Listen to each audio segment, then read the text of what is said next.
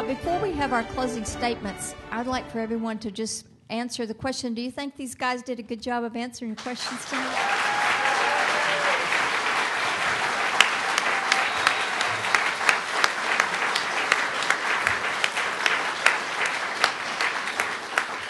I wish we could have all of them answering questions every night on CNN and MSNBC and Fox and so forth. We're now going to give each gentleman 3 minutes to give a closing statement, and we will begin with Mr. Steele. My thanks to the Tarrant County LP for putting this very elaborate meeting together. I know how much work it is to pull off. So how do we fix our economy? Monetary reform consists of two great pillars. Completely eliminating the ability of governments to borrow is number one. Number two, eliminate the ability of the biggest banks to control the quantity of money in the system. This is known as fractional reserve lending. The money power must be returned to the people to whom it properly belongs. The problem is that right now, every dollar in your pocket is created as an interest-bearing debt by bankers and not the government. The government does not print money. The only thing that the government does print or coin are coins. That's actually the only debt-free money in existence.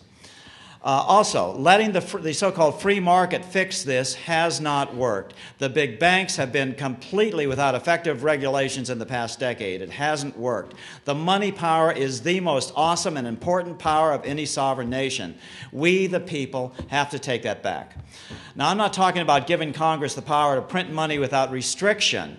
Every monetary reformer knows that that will only result in massive overspending before every election as politicians try to appease their local constituencies. We say give control over the quantity of the federal money to a monetary authority composed of members of each of the 50 states, as per the 10th Amendment. But imagine this world, one in which a nation could not borrow. Then, if politicians wanted to spend, they would have to suffer the negative political consequences by raising taxes immediately. How much do you think they'd be overspending then? Not very much. Finally, Mr. Johnson will be the nominee this year, so I can no longer ask my supporters to donate money, and I myself probably will not be at the convention in Las Vegas. Why can't I support Mr. Johnson? First, he has said repeatedly that he believes in government borrowing. His quote is, "Borrowing is good, printing is bad."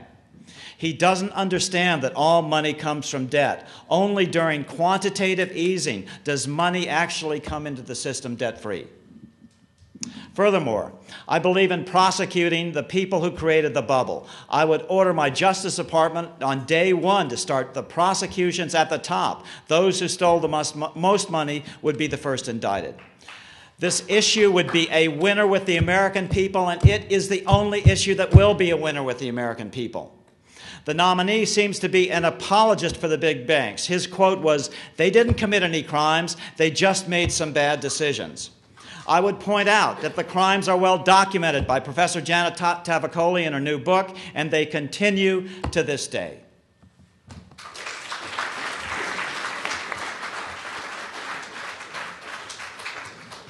Mr. Harris. Well, thank you to the Texas Libertarian Party, and thank all of you for coming out to hear us debate today. I would like to thank my fellow candidates for sharing the stage with me. It's been an honor. It really has been an honor to share the stage with you and to share this campaign trail with each and every one of you. And I would also like to end by asking for all of you for your support. These campaigns, it takes a lot of support, it takes a lot of effort, it takes a lot of money to get around and do what we've got to do. And I'd like to ask you all to visit my website, rjharris2012.com. We have a fundraiser that's going on for April 15th that I'd like to ask as many of you as possible to participate in that so that we can go to the convention. And just to also add this and say, we have to nominate a candidate who is right on the message on each and every point. Ron Paul has been fighting out there for years and years and years and years.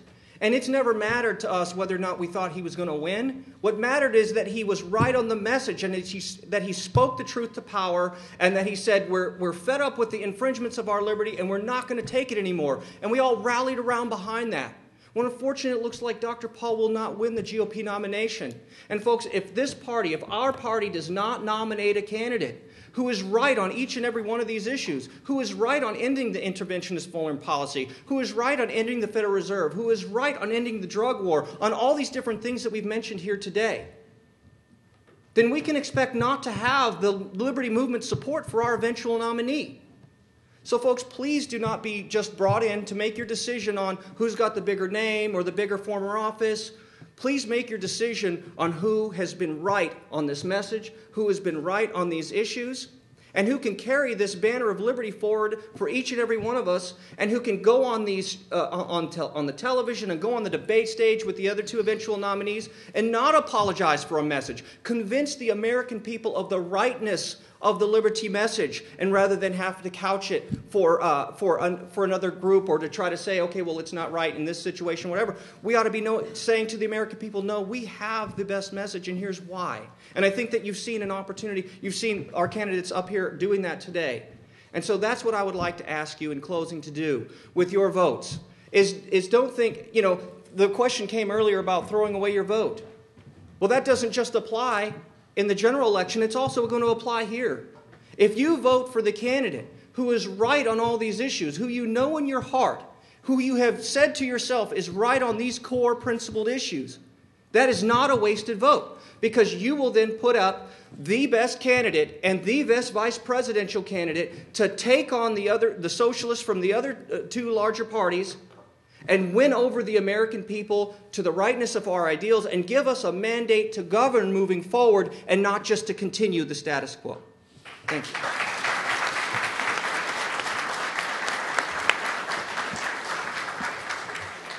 Mr. Pearson. The public wants action, and you have to be on message with the public, I think. Having 50 different issues that we prevail in over everyone else isn't being on message. It may be the message that we have over the years, but we have people now who are hurting. They're losing their jobs, they're losing their homes, they don't have opportunity, the educational costs are just out of sight, they have way behind in student loans, their parents mortgage their property to pay student loans and can't pay them now. The public is hurting and wants results. They're not going to listen, I think, to the core libertarian issues as being able to pull them out of their misery. I think we have to show them exactly how libertarian values can create jobs privately at no cost to the government by having the first 3 employees be free of regulation. You'll create 20 million high-paying jobs, around 1,000 to 2,000 a week as number 2 in a small business. The public needs that. But we need people to be trained to accept that kind of employment. We have to deregulate higher education to allow small business to set up the training programs nationwide to train people so they can go into these jobs. The other people that traditionally hire don't hire anymore, or we don't want them to hire anymore. It's on us in small business to create the employment that will actually reduce, it'll create opportunities, create jobs, and allow people to keep their homes. The message on foreclosures is that if a person proves he can't keep his home and can't afford it, and that the home is going to be sold at foreclosure, if they can demonstrate that they can afford to pay the mortgage at that reduced value of the property at the present interest rate, why shouldn't they be allowed to stay in the property if the property is just going to be sold to the neighbor across the street? It's not giving him anything. He's just giving the same thing and should have the right, a first option, to remain in the property. So the public wants to hear solutions. I have these solutions, and I've developed them, and this is what will sell. If you want to win the election, sell the public on these values that libertarian principles have for them.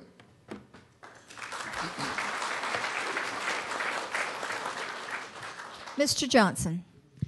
I don't view this afternoon so much as a debate as a job interview, and I really want you all to know that I would love to be the nominee of this party. I would love to have this job. I think that governing, first and foremost, should be constitutionally based.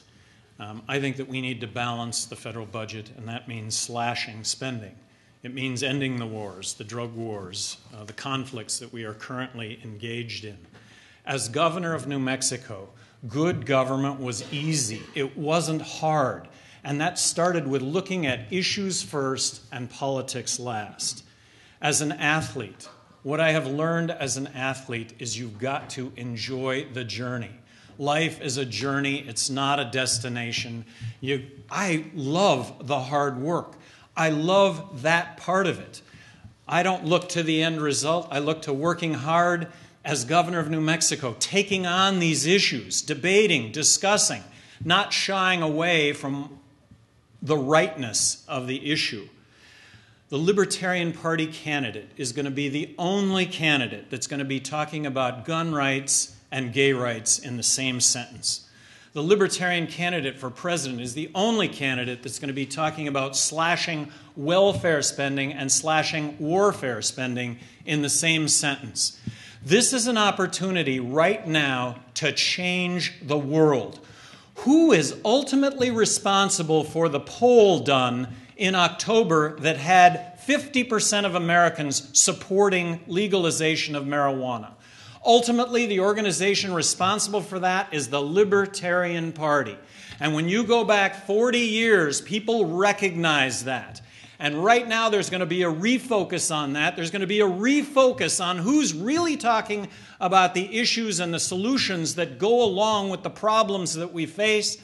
And they're also going to be looking for somebody who has a resume to actually suggest that they would doggedly pursue the agenda that they put forward.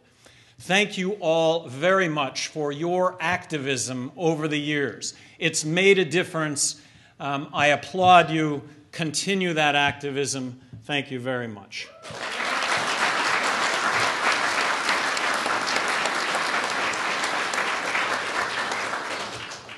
Mr. Keller.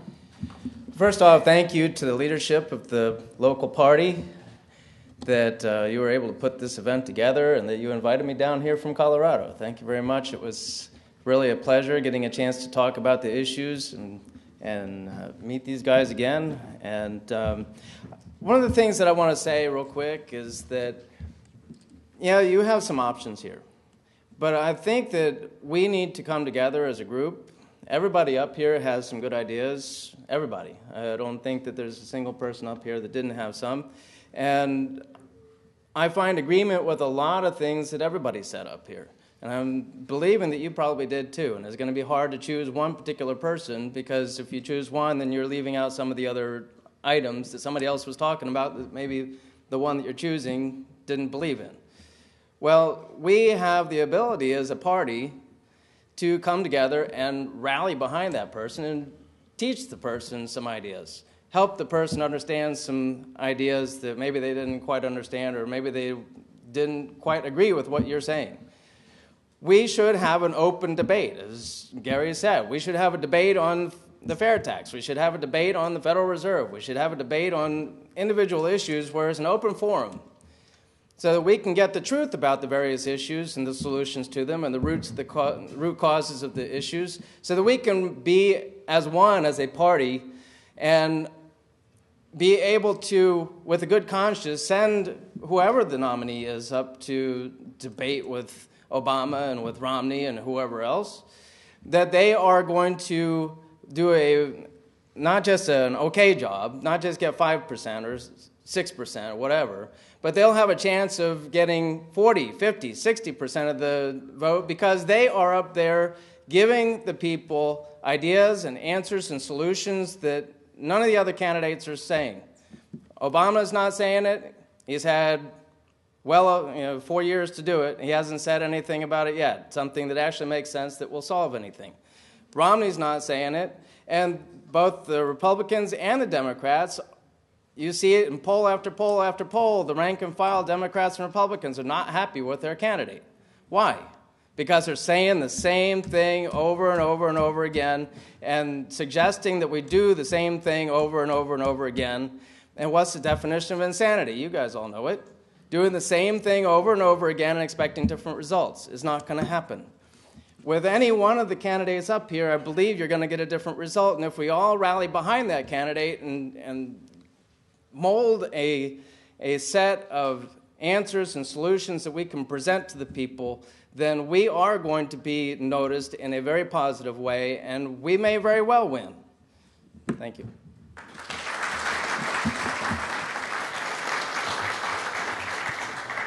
Mr. Wright. Ah, yes, that collective sigh of relief, the last man speaks. I'm glad it's me, because I got to hear my fine colleagues and what they had to say. What a wonderful opportunity for each one of you, particularly those of you that are going to be national delegates, to have this amount of choice going into a presidential election and know that it's a real choice, that we're not out here running and collecting our delegates and that our national convention is just a show like the Republicans and Democrats. They already know what's going to happen before they get there. We never know what's going to happen at our conventions. Never. And that's why I feel at home, because I feel like that's the way my life has been. I never know what's going to happen next. Thomas Hill, my campaign manager, knows exactly what I'm talking about. Man's lived in his car, out of a suitcase, since 2010, so he could run me for president. And people ask me why I do this. I do it for my family, for people like Thomas Hill, Pat Dixon, Kathy Glass, John J. Myers, people that dedicate themselves to liberty. And that's what I do. That's what I bring to this race. You can bet one thing with Lee Wrights. Every question will have a libertarian answer. Because as our friends in Arizona have already pointed out to us, there's only one answer: freedom. Every time, all the time, freedom.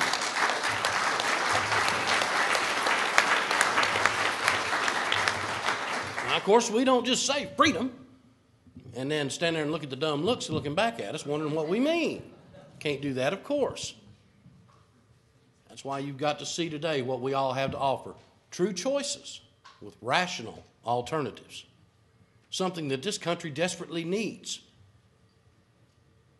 I talked about the 50% of people that don't vote. And they've learned the hard way.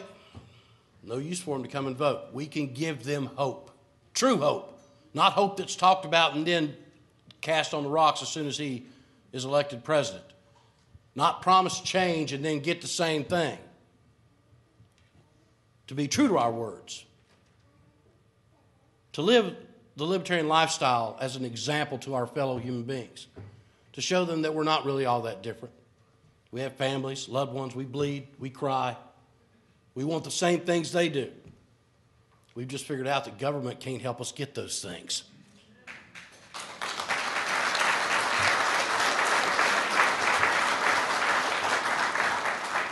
So visit my website, rights2012.com. Please go out and check out meandvotemarch.com. This is a march for everybody up here, whoever the candidate is. And always remember, stop the wars. Because you don't teach people it's wrong to kill people by killing them. You don't teach people it's wrong to bomb people by bombing them. Join me. I am not at war. If enough of us say it, they can't have them anymore.